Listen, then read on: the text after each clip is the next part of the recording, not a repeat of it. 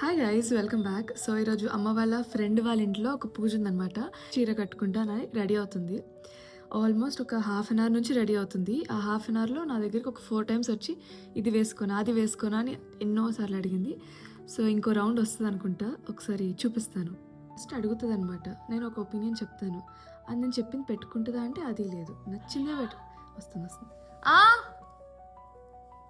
ఇదిగో ఈ రెండిట్లో ఏది బాగుంది చెప్పు. ఇది బాగుందా ఇది బాగుందా?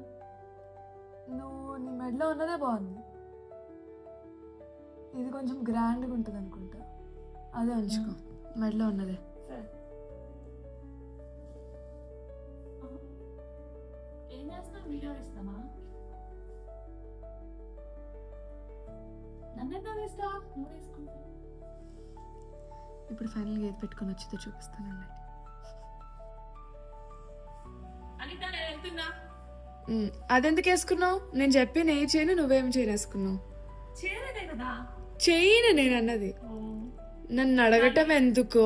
నువ్వు ఆల్రెడీ డిసైడ్ అయినప్పుడు నన్ను ఏదో పెద్ద సలహా అడిగినట్టు అడుగుతా వచ్చి. ఏం లేదు అనిత, రోజు బ్లాక్ బీట్స్ వేసుకుంటా. నాకేమో రొటీన్ అనిపించింది, ఇది కొంచెం స్పెషల్ అనిపించింది. మరి ఎందుకు అడిగావు? ఫిక్స్ అవ్వాలి, వెళ్ళి ఇంకా తొందరగా వచ్చేయి.